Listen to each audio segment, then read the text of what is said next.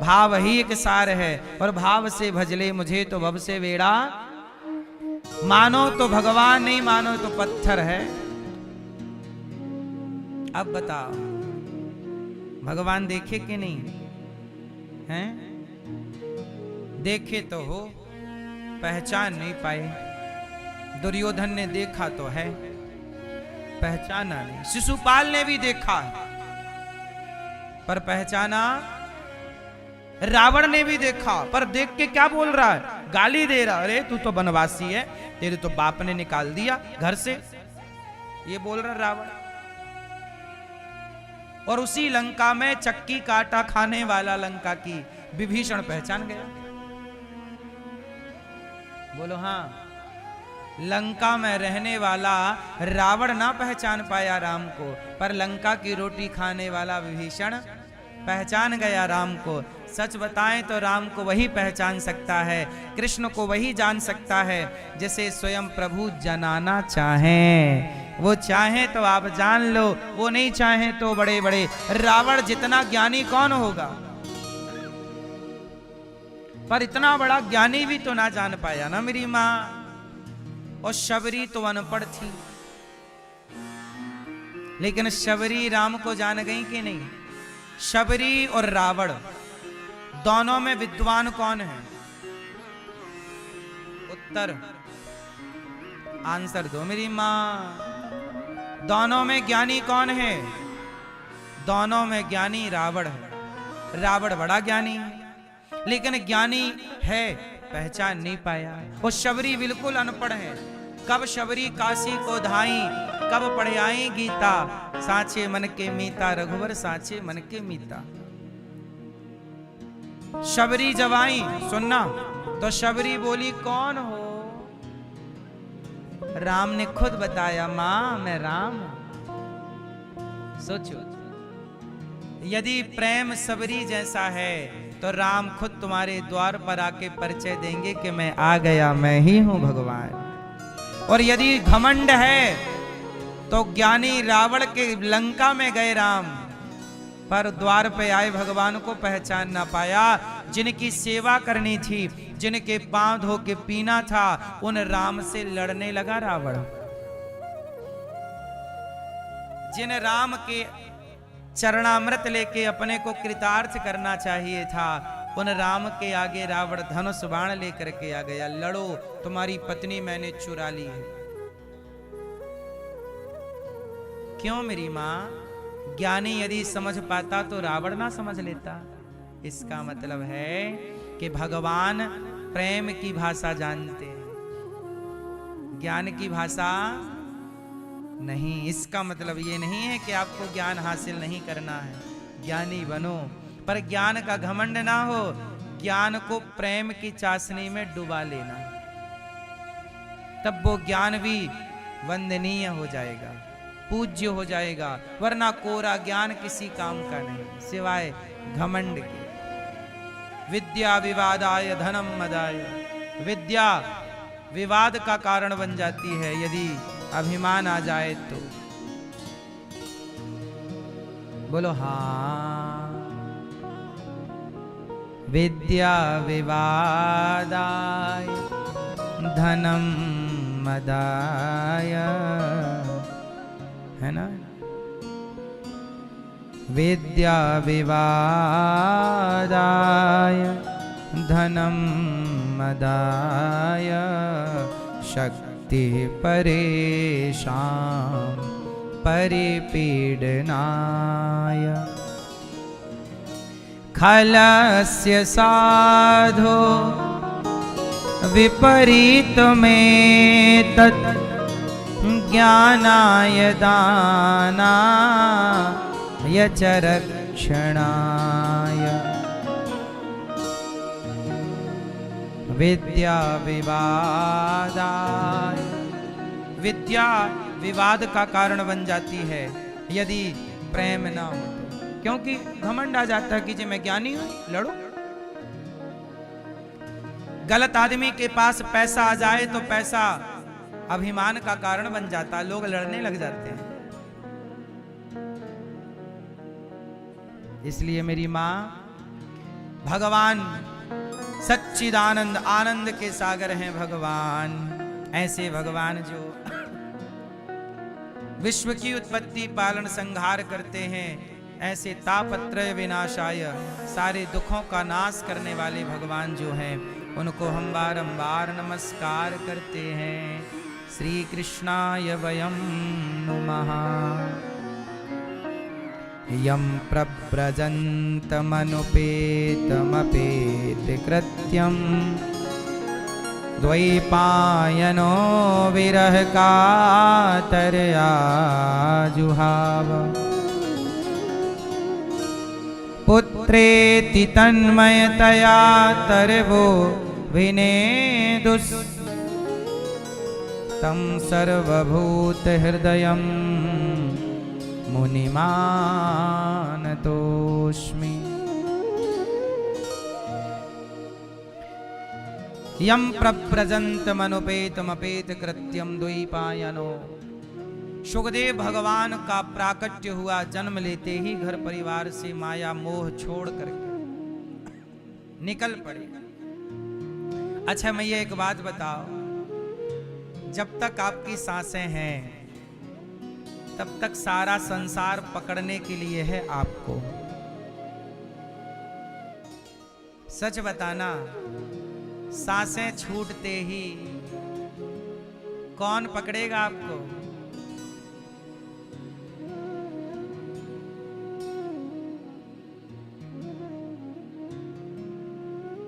कौन? मेरी मां। सांस है तो सब हैं, सांस टूटते ही सब रिश्ते छूट जाएंगे। मेरी मां, आपकी सांसें कितने दिन और हैं? नहीं, आपको पता नहीं है? आओ हम आपको बताते हैं। निकालो अपना मोबाइल, कैलकुलेटर निकाल लो। नहीं लाए? चलो मैं हिसाब देता हूं आपको। आप 100 साल की उम्र यदि लेकर आए हैं, मोटा मोटा हिसाब के लिए, तो 100 साल में भैया जरा मोबाइल निकाल लो, हिसाब कर लो। मैं जैसा बोल रहा हूं हिसाब करो। चलो 365 गुणित 100 करो। 365 गुणित 100 करो, कितना निकला? 36,500। इतना ही आया? 36,500 आया। यदि आप 100 साल जियोगे तो एक साल में कितने दिन होते हैं? 300। तो 365 गुणित 100 करोगे, 100 साल का दिन निकालोगे तो 36,500 दिन आएगा। मतलब आपके पास टोटल 36,500 दिन है यदि आप 100 साल जिए तो। और यदि आप 70 जिए तो उसमें हिसाब लगा लो। अब 36,500 दिन में से आप लोगों के कितने दिन चले गए? मैया कितने साल की हो? 22। ये पीछे वाली में गुलाबी 55। 55 गुणित ले बेटा लगाओ। 55 गुणित 365 करो। 55 गुणित 365 कितना आया? 20,000। 20,000 है? 25,000।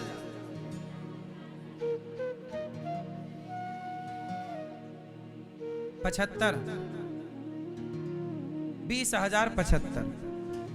20,000 दिन गए मैया आपके। 20,075 दिन गए। आज का सूर्यास्त होते ही एक दिन और। क्यों? हाँ या ना? ये मैया के 20,000 दिन मैया गए। अब बताओ इन 20,000 दिनों को गवा के पाई क्या हो? कुछ नहीं पाई, बाल और सफेद कर लिए।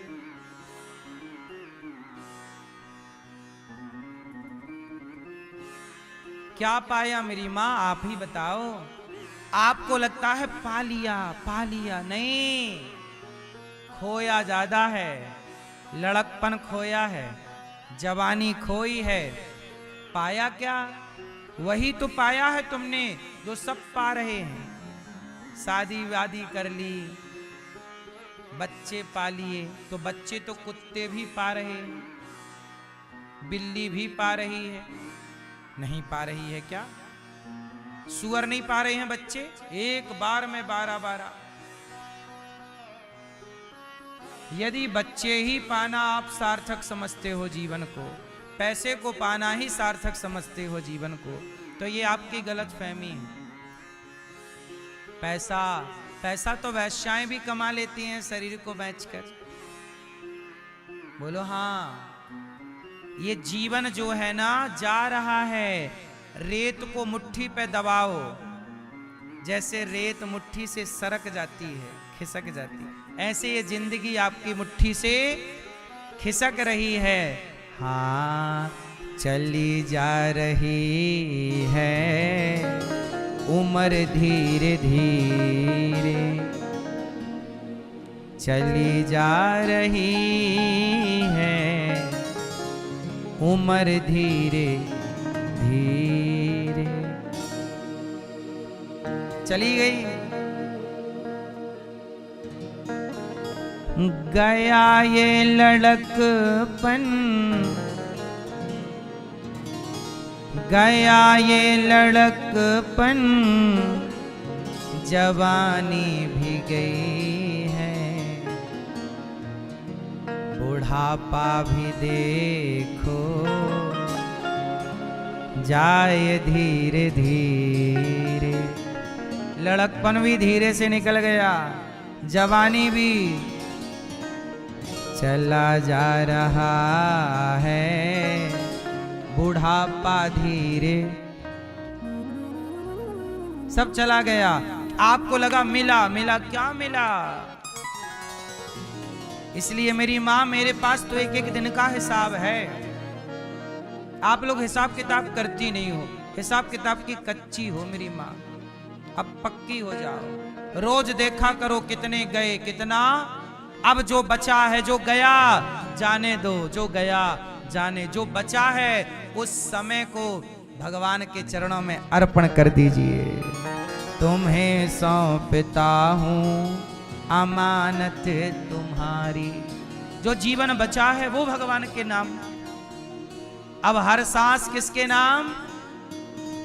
हाँ, हर सांस में हो सुमिरन तेरा, यूं बीत जाए जीवन मेरा। नैनों की खिड़की से तुझको पल पल में निहारूं, नैनों की खिड़की से तुझको पल पल में निहारूं, मन में बसा लूं तेरी आरती उतारूं, और डाले रहूं तेरे चरणों में डेरा, यूं बीत जाए जीवन में। सुखदेव भगवान प्रकट हुए, और ऐसे सुखदेव भगवान जिन्होंने जन्म लेते ही चित्त को भगवान में लगाया, ऐसे सुखदेव जी को बारंबार नमन। ये भागवत जी की कथा है। अब भागवत जी की कथा सुनो। ये सारी बातें कथा का ही एक हिस्सा है, लेकिन अब एक बात विशेष है। नैमिषारण्य में 88,000 संत बैठे, और संतों के बीच में सूत जी आए। सबने खड़े होकर स्वागत किया। शौनक आदि ऋषियों का सूत जी ने कहा, सूत जी को आसन दी। शौनक आदि ऋषियों ने कहा, कथा सुनाइए महाराज, ऐसी कथा सुनाइए कि कृष्ण प्राप्ति करम शाश्वत साधनम तत्वदाधुना। ऐसी कथा सुनाइए जिससे कृष्ण की प्राप्ति हो जाए। कथा से क्या मिलता है मेरी माँ? भगवान की प्राप्ति। भगवान को पाना है तो कथा ही है। अब तो सूत जी महाराज बोले, हम आपको ऐसी कथा सुनाते हैं जो देवताओं को भी दुर्लभ है। एक बार की बात है, सुखदेव भगवान कथा सुना रहे थे परीक्षित जी को। परीक्षित जी को सुखदेव जी क्या सुना रहे हैं? भागवत। कि तभी क्या हुआ, देवराज इंद्र आए, अमृत का कलश लेकर बोले कि ये कलश ले लो, ये कलश ले लो, और ये राजा परीक्षित को स्वर्ग का अमृत पिला दो, और ये कछा का अमृत आप हमें पिला दो। अदला बदली एवं विनिमय जाते सुधाराज्ञा प्रपेयता। ये कथा आप हमें सुनाइए। थोड़ा इन बच्चों को पकड़ के रखेंगे तो अच्छा रहेगा। सावधानी से कथा को सुनना है बिना डिस्टर्ब किए। तो एक बार स्वर्ग का अमृत लेकर के देवराज इंद्र आए। किसके पास आए? परीक्षित जी। परीक्षित जी से क्या कहा कि आप स्वर्ग का अमृत पी के अमर हो जाइए, क्योंकि आपको 7 दिन में मरने का शाप लगा है। परीक्षित जी से कहा कि पियोगे?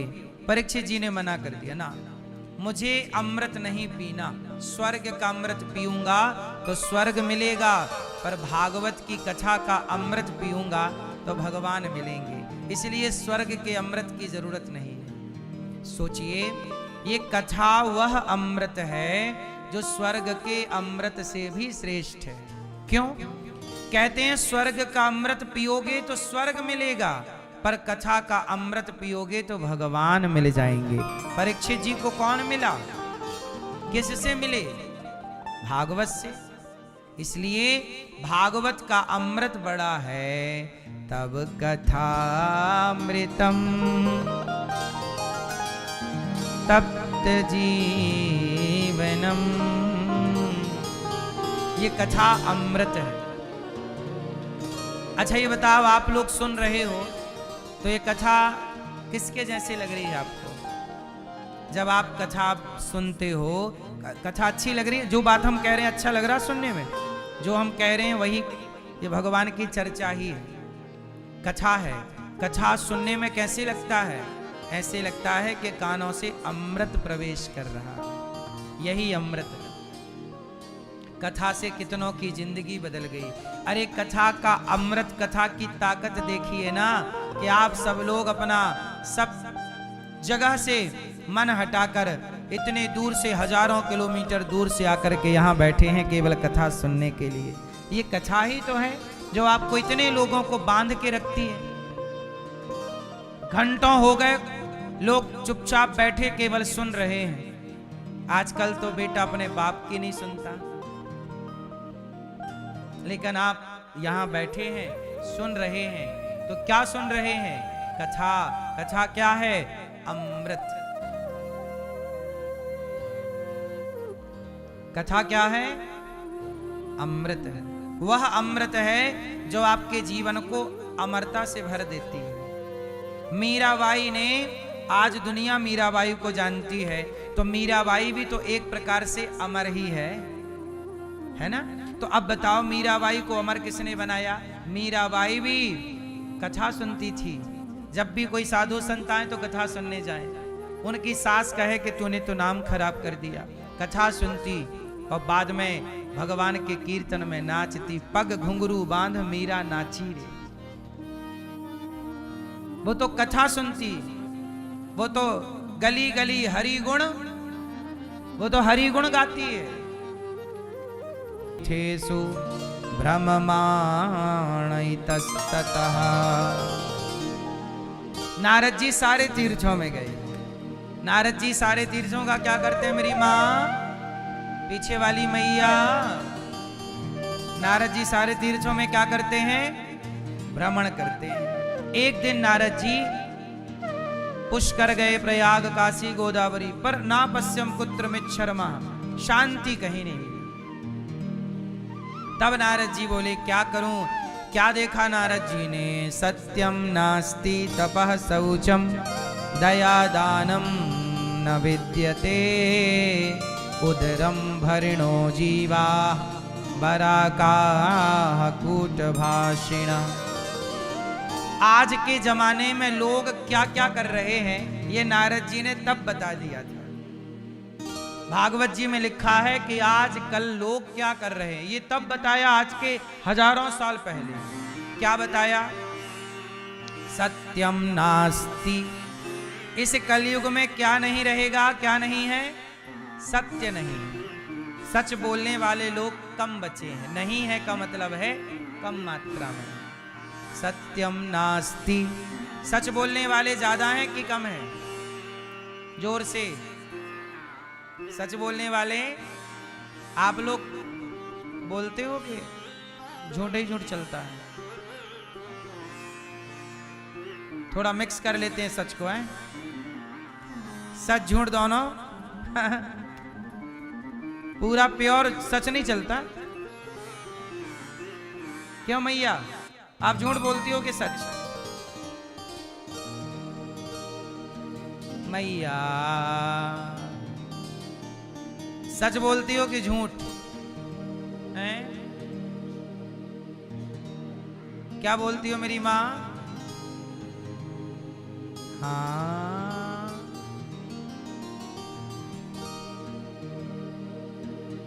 मैया जी झूठ बोलने जा रही हो कि सच?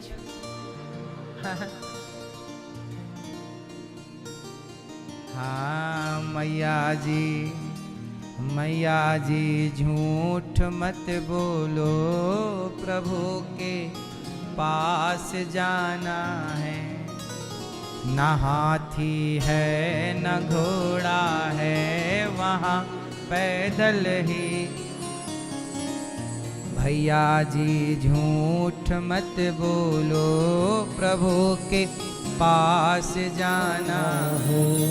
न हाथी है न घोड़ा है, न हाथी है न घोड़ा है, न हाथी है न घोड़ा है, वहाँ पैदल ही जाना है। मैया जी झूठ मत बोलो, प्रभु के पास जाना है। तो आप लोग क्या ना बोलो? सत्यम नास्ति तपः शौचम। कलयुग में ये बात मैं नहीं बोल रहा हूं, नारद जी कह रहे हैं सत्यम नास्ति, सच मानो कलयुग में ना के बराबर। तपः, तप भी नहीं, कोई तपस्वी नहीं बनना चाहता, तप नहीं करता, त्याग नहीं करता। आजकल व्यक्ति तनिक त्याग नहीं कर सकता। सत्यम नास्ति तपः शौचम, पवित्रता भी कम बची है। क्या कम बची? पवित्रता। पवित्रता। आप लोग पवित्र रहते हैं कि अपवित्र रहते हैं? हैं? चलो बताओ, पवित्र कौन, अपवित्र कौन? कौन पवित्र कौन अपवित्र है? शास्त्रों में कहा गया है पवित्रता का ख्याल रखना चाहिए। कैसी पवित्रता? जब लघु शंका जाओ तो लघु शंका जाने के बाद आप लोग शुद्धि के लिए क्या करते हो? हैं? क्यों भैया छोरा, लघु शंका जाने के बाद शुद्धि के लिए क्या करते हो? जरा चश्मा वाले भैया बताएंगे हमारे। बताओ क्या करते हो लघु शंका के बाद शुद्धि के लिए? हाथ धोते हैं। हो गया? सही बताओ, पांव धुलते हो? खाओ मां कसम के धुलते हो?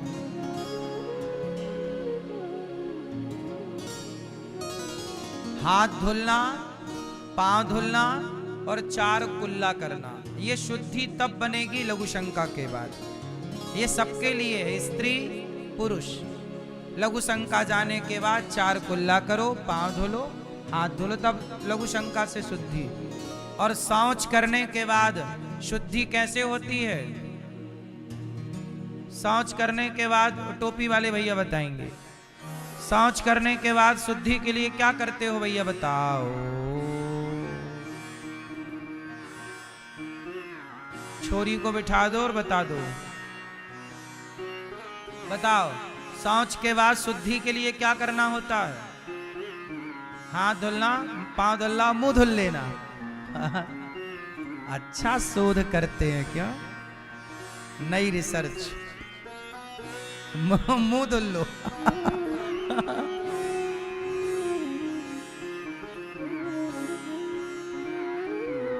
शौच के बाद स्नान करना चाहिए। जो कपड़ा पहन के शौच करने गए हो वो गीले करो, और पूरे नहा चुके हो तो अर्ध स्नान करो। आधा शरीर, नाभि जो होती है हमारा शरीर, नाभि सेंटर होती है। शरीर का केंद्र क्या है? नाभि। नाभि से नीचे की ओर पूरा शरीर गीला करो, तब जाके शुद्धि होती है। हो सके तो पूरा नहा लो, नहीं तो अर्ध स्नान करो, तब शौच के बाद शुद्धि होती है। अब आजकल के लोग शौच करने के बाद नहाते ही नहीं, घूमते रहते हैं। अशुद्धि से कहते हैं जैसे राखो शुद्धि वैसी बने बुद्धि, और जैसा खाए अन्न वैसा रहे मन। इसलिए खाने से पहले भोग लगाना चाहिए अन्न का, भोजन का, और वही खाओ जिसका भोग लगे। आप लोग मांस तो नहीं खाते, तो वही खाओ जिसका भोग लगे। भोग लगाकर खाओ तुम ही निवेदित भोजन करही। पहले भोग लगाओ फिर खाओ। तो जैसा खाए अन्न, यदि भोग लगा के खाओगे अन्न तो होगा शुद्ध मन, नहीं तो फिर मन बिगड़ता। लोग बिगड़ रहे आजकल। मन क्यों भटक रहा है? मन जा रहा है पड़ोसन में, पड़ोसियों में, सामने वाली खिड़की में एक चांद का टुकड़ा रहता है। क्यों रह रहा है चांद का टुकड़ा? क्योंकि गलत अन्न खा गए तो बुद्धि भ्रष्ट हो गई। अब जो दिख रहा है वो चांद का टुकड़ा ही दिख रहा है।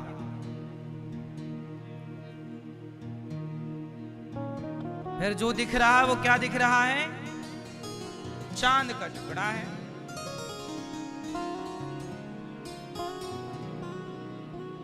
बुद्धि हो गई भ्रष्ट। अब बताओ, किसी को भी देखना गलत नजर से सही है कि गलत है? और आजकल यही बॉलीवुड सिखाती है ना, कि चांद का टुकड़ा देखो। गलत नजर से सिया मां को देखा। रावण ने सीता मां के साथ कुछ अपमानजनक हरकत की नहीं थी, केवल वो लेकर आया, लंका में रख दिया। रावण ने कोई जोर जबरदस्ती नहीं की सीता मैया के साथ। बोलो हाँ, रावण ने कोई जोर जबरदस्ती की? बाद में अग्नि परीक्षा दे के मां ने साबित कर दिया कि मैं अग्नि की तरह पवित्र हूं। रावण ने कोई जोर जबरदस्ती नहीं की, लेकिन गलत नजर से देखा, और केवल देखा तो रावण का सर्वनाश हुआ कि नहीं? बोलो हाँ। तो जब रावण जैसे धनवान का, रावण जैसे ज्ञानी का पराई औरत को देखने से सर्वनाश हो गया, तो तेरा क्या होगा रे कालिया?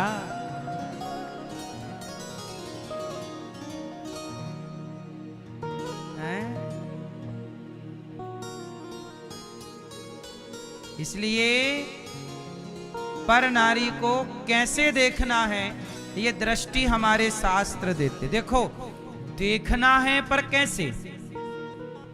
चलो बताओ, पराई स्त्री पराई पुरुष को कैसे देखना चाहिए?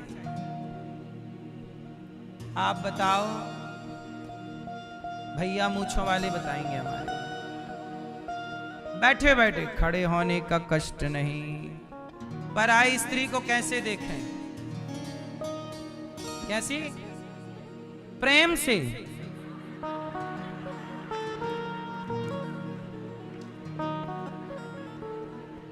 इसी प्रेम के चक्कर में तो इलू इलू चल रहा है।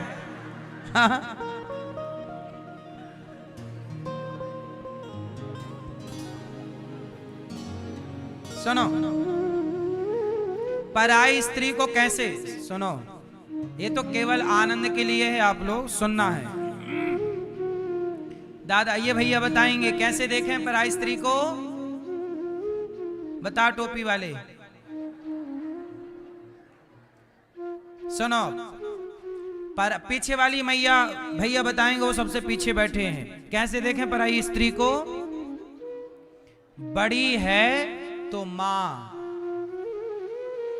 बड़ी है तो बराबर की है तो बहन, छोटी है तो, ये दृष्टि। उन्होंने ठीक कहा कि प्रेम से मां को देखो तो मां के प्रेम से, बहन को देखो तो बहन के प्रेम से, और बेटी को देखो तो बेटी के प्रेम से। ठीक बात है। तो तीनों को देखने का नजरिया ये नहीं कि सामने वाली खिड़की में एक चांद का टुकड़ा रहता है। अच्छा मैया, पुरुष को देखने का नजरिया क्या है आप बताओ? पुरुष को कैसे देखा जाता है?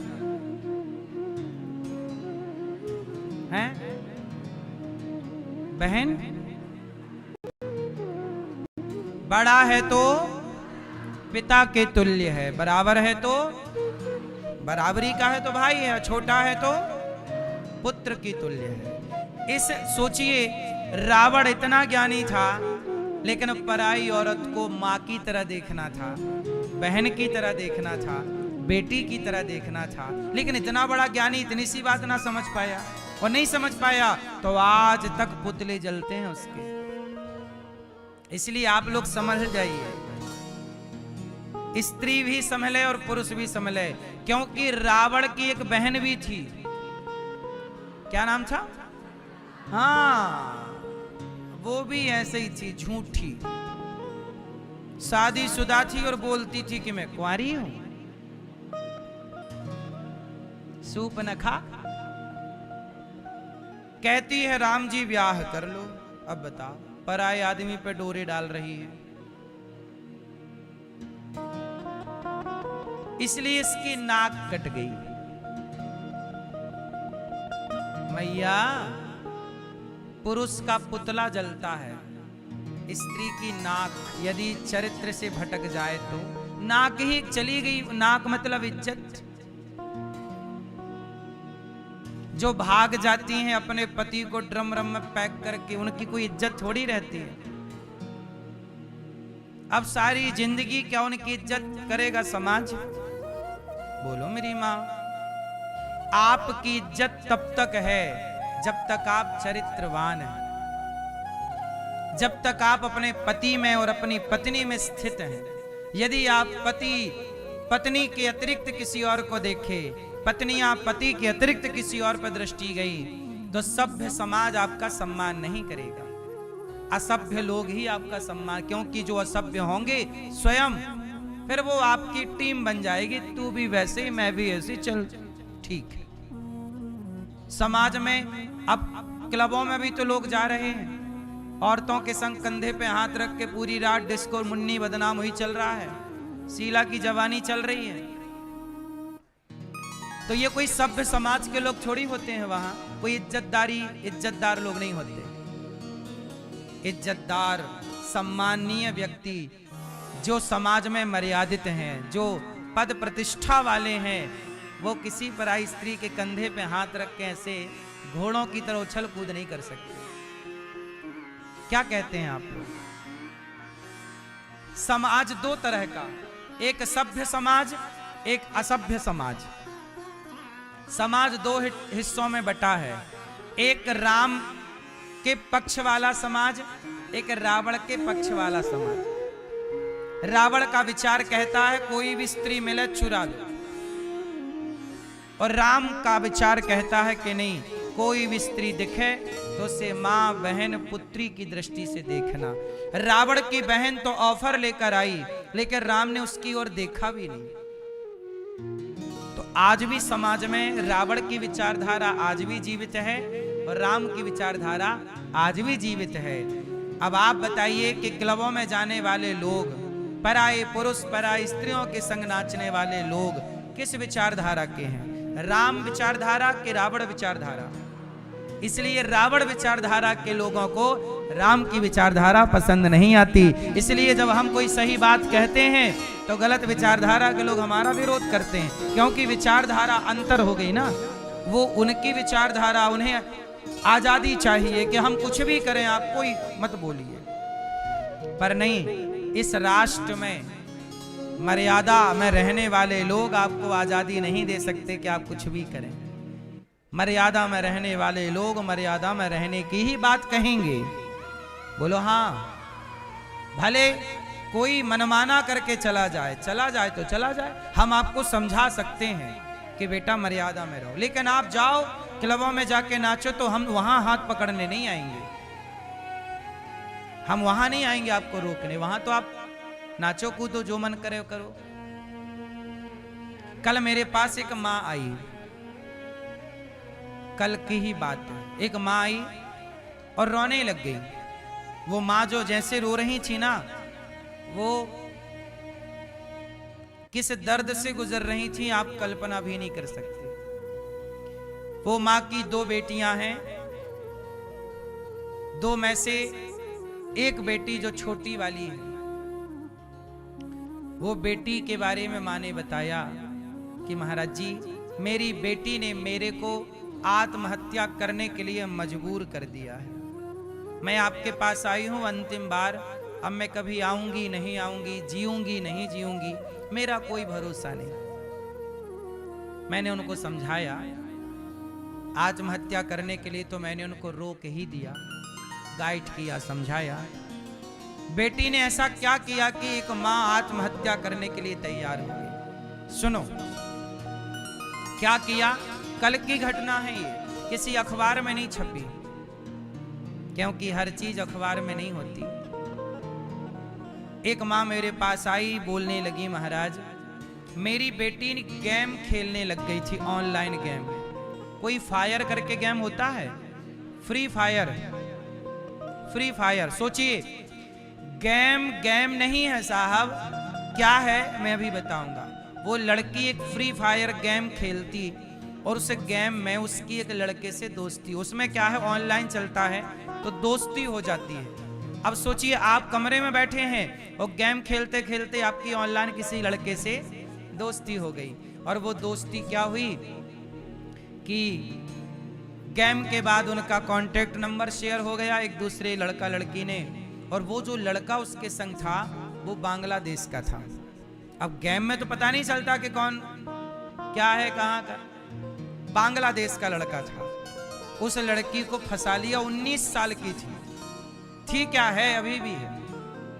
19 साल की लड़की को उसने गेम में ऐसा फंसाया कि उसने नंबर ले लिया, दे दिया, और आखिरी में वो लड़की को उसने ऐसे बरगलाया जिसे आजकल की भाषा में कहते हैं ना लव जिहाद। आजकल गेम के द्वारा भी लव जिहाद हो रहे हैं। कहां तक बचोगे, कितना बचोगे। अपराधी तो बिल्कुल और एक कदम आगे है। वो लड़की उस मुसलमान के साथ, सोचिए कहां, बांग्लादेशी, उसको उससे हो गया प्यार और दोनों भाग गए। अब वो लड़की भाग गई, अब वो मां तड़प रही है कि मेरी बेटी ने मुझे धोखा दे दिया। बोली कि मां मेरे लिए पकौड़े बना दीजिए। मैं पकौड़े बना रही थी उसके लिए और बेटी उसी समय भाग गई, चली गई। महाराज मैंने क्या गुनाह किया, अपनी बेटी को मैंने मजदूरी करके पाला, पढ़ाया, जो पढ़ना चाहती वो मैंने पढ़ाया। अभी 19 साल की हुई है, उसकी सारी फीस सारा पैसा मैं काम करके लाती, घरों में बर्तन धोती। और मेरी बेटी ने, सोचिए मेरा बलिदान जो बेटी के लिए था कि उसको पढ़ाऊंगी, योग्य बनाऊंगी। एक बेटी ही है, बेटा नहीं है। उस बेटी ने, उसने कहा कि कोई हिंदू से भी ब्याह करती तो चलो समझ में आता, लेकिन ये मुसलमानों के संग भाग गई। वो भाग नहीं गई। उस 19 साल की लड़की क्या है, उसको आजकल ना लव जिहादियों को पूरी कोचिंग दी जाती है कि तुम्हें कैसे लड़कियों को फंसाना है, और वो फंसाते हैं पूरे अपने अनुभव से। और ये लड़की तो अभी 19 साल की, इसे कुछ समझ नहीं। अब बताइए समाज में इस तरह की गतिविधि चल रही है। जिन बच्चों के लिए माँ बाप इतनी मेहनत परिश्रम करते हैं, वो बच्चे आखिरी में यदि माँ बाप के छाती पे खंजर मार देंगे, जब अपने ही गद्दारी कर देंगे, धोखा दे देंगे, तो लोग भरोसा किस पर करेंगे? इसलिए मेरी माँ, मैं आपसे बस इतना कहता हूं कि अपने आप को इतना संस्कारवान बनाइए, बेटी को, बेटे को इतना संस्कार तो कम से कम दीजिए कि किसी की बातों में 19 साल से मां ना समझा पाई और वो 2 महीने में लड़का समझा के ले गया। बताओ क्या समझा दिया होगा उसने 2 महीने में, और 19 साल में मां क्या ना समझाई होगी।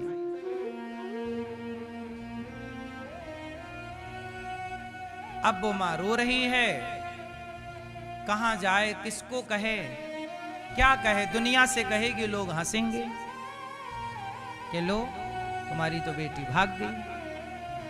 आज उसकी बेटी भागी है, कल आपकी बेटी भागेगी, इनकी भागेगी, हम सबकी बेटियां। यदि संस्कार ना दोगे, इस लव जिहाद को ना रोकोगे, ऐसे ऐसे गेमों को ना रोकोगे, तो सबके घर में ये हादसे होंगे। इसलिए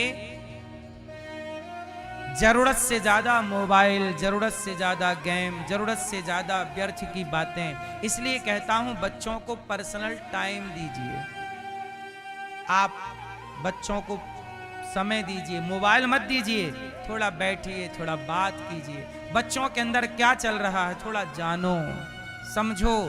आपकी दौलत आपके बच्चे ही हैं। पैसा कमाए हो पर बच्चे निकल गए हाथ से, संस्कारहीन हो गए, तो करोगे क्या उस दौलत का? इसलिए बच्चों को योग्य बनाओ। आज के युग में योग्यता, संस्कार ही सबसे बड़ी दौलत है। यदि आपके बच्चों में संस्कार नहीं है तो आप सबसे गरीब माता पिता हैं, और आपके बच्चे संस्कारवान हैं तो आप सबसे अमीर माता पिता हैं। यही दौलत है मेरे हिसाब से।